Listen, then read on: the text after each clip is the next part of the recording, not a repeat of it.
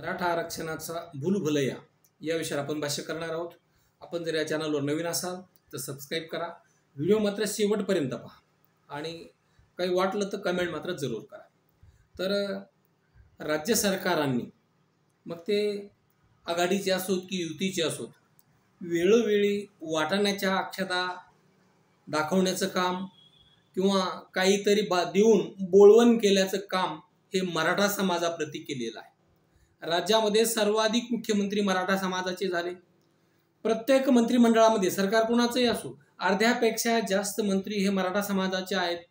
मात्र दुर्दैवाची बाब आहे की समाजासाठी काही करावं असं पुढाऱ्यांना, नेत्यांना, मंत्र्यांना, मुख्यमंत्र्यांना वाटलं नाही। हे मराठा समाजाचं फार मोठं दुर्दैव या ठिकाणी आहे। आणि जेव्हा केव्हा समाजाचा रेटा मोठ्या प्रमाणावर या सरकारवर येऊ लागला त्यावेळेस मात्र मग त्यांना पळताभुई थोडी झाली। ज्यावेळेस त्यांना गावबंदी करू लागले त्यावेळेस मग त्यांना मराठा समाज आठवू लागला। परंतु आता वेळ हातची निघून गेली होती, कारण 1994च्या शासनाच्या धोरणामुळे, जिहारमुळे त्या ठिकाणी आरक्षणाची जी मर्यादा आहे सर्वोच्च न्यायालयाच्या निकालानुसार ती 50% ऑलरेडी तिथं क्रॉस झालेली आहे आणि मराठा समाजाच्या आरक्षणाची दारं त्या ठिकाणी काही प्रमाणात बंद झाली आहेत। मार्ग आहेत परंतु गरज आहे ती इच्छाशक्तीची। परंतु दुर्दैव आहे मराठा समाजाचं की सरकारनं फक्त टोलवाटोलवी आणि ढकलाढकली आणि वेळ काढूपणा या ठिकाणी करण्याचा प्रयत्न केलेला आहे। 1980 पासनं मराठा आरक्षणासाठी आंदोलनं केली जात आहेत। अनेकांनी आपल्या प्राणाचं बलिदान दिलं। त्यामध्ये अण्णासाहेब पाटील असतील, पंजाबराव वडजे असतील, काकासाहेब शिंदे असतील किंवा अनेक या ठिकाणी जे हुतात्मा आहेत ज्यांनी मराठा समाजासाठी आपले प्राण या ठिकाणी गमावले, आपलं सर्वस्व या ठिकाणी पणाला लावलं आणि सरकारला मात्र त्याचं गांभीर्य नाही। आता एक बातमी आली, एका वृत्तपत्रामध्ये बातमी आली आणि त्या बातमीनं एक मोठ्या प्रमाणावर एक हलचल किंवा एक खळबळ समाजामध्ये निर्माण झाली। मीडियानं त्याच्या बातम्या त्या ठिकाणी केल्या आणि त्या बातमीमध्ये असं सांगितलं की 58,82,365 कुणबी नोंदी सापडलेल्या आहेत पहा, आणि याचा फायदा 2 कोटी कुटुंबांना होणार आहे। आणि मागील महिन्यामध्ये शिंदे समितीचा 4था अहवाल हा मंत्रिमंडळाला या ठिकाणी सादर करण्यात आला। तर आता शेवटचा आणि अंतिम अहवाल हा 30 जूनला या ठिकाणी सरकारकडे सादर होईल आणि यामध्ये आतापर्यंत विभागनिहाय कशा कुणबी नोंदी मिळाल्या याची माहिती या ठिकाणी देण्यात आली। मात्र हा सगळा भूलभुलैया आहे।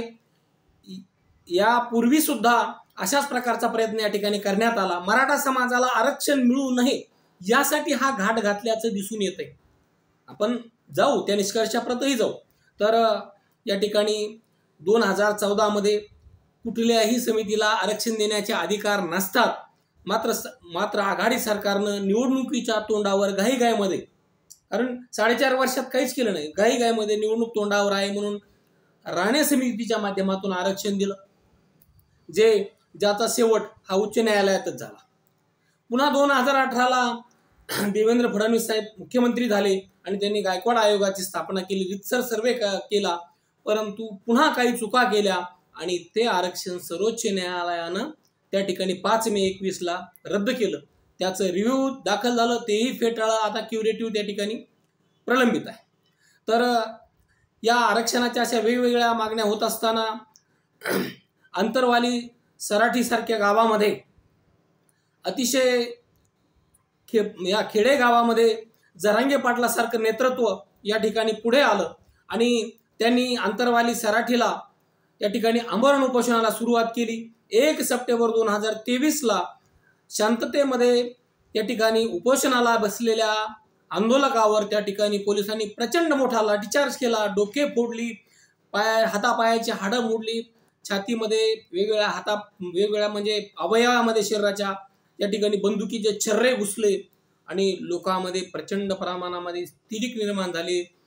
समाजामध्ये फार मोठ्या प्रमाणात रोष निर्माण झाला आणि संपूर्ण राज्य जरांगे पाटलाच्या समर्थनात या ठिकाणी रस्त्यावर एकवटलं, उतरले आणि सरकारला एक दबाव निर्माण झाला। सरकारनं 7 सप्टेंबर 2023ला न्यायमूर्ती संदीप शिंदे समितीची स्थापना केली आणि 3 नोव्हेंबर ती फक्त मराठवाड्यापुरती होती. 3 नोव्हेंबर 2023ला मराठवाड्याच्या ऐवजी ती संपूर्ण राज्यात लागू केली.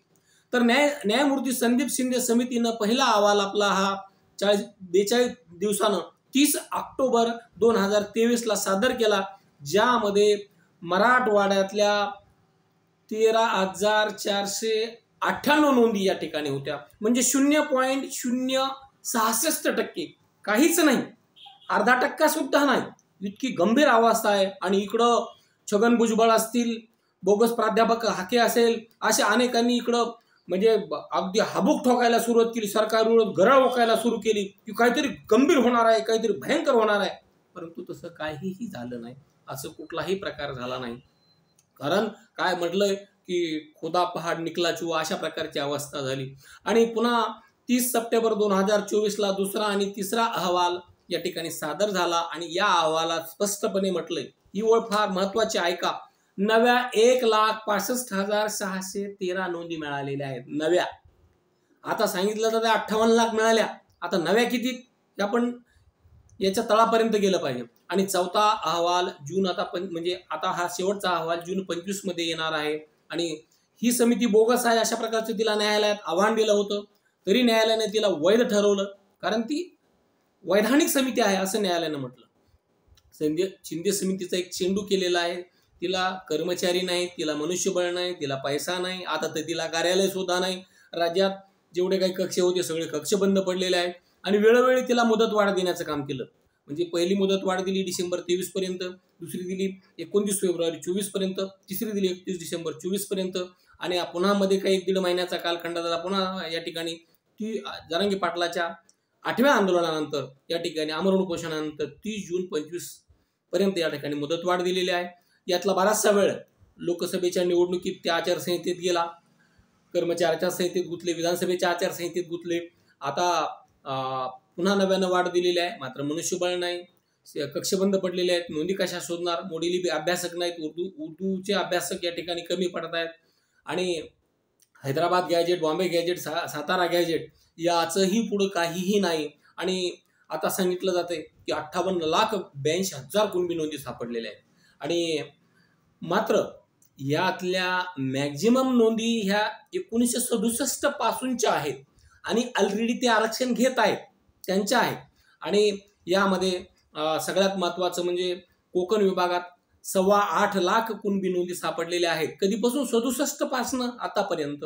तर पुणे विभागात 7,02,000 आहेत, नाशिक विभागात 8.25 लाख आहेत, अमरावती विभागात म्हणजे विदर्भात सगळ्यात मोठ्या प्रमाणावर म्हणजे 25,74,000 समथिंग, म्हणजे जवळपास 26 लाख नोंदी या म्हणजे 58 लाखापैकी इथं फक्त या विदर्भ म्हणजे अमरावती एकट्या विभागामध्ये आहेत. आणि नागपूरमध्ये पुन्हा 7.5 लाख नोंदी आहेत. म्हणजे हे 7.5 अमरावती विदर्भ, अमरावती आणि नागपूर एकत्र जर केलं तर ह्या 25 25.5 आणि ह्या 7.5 म्हणजे अशा प्रकारच्या अर्ध्यापेक्षा अधिक नोंदी तर इथंच सापडलेल्या आहेत.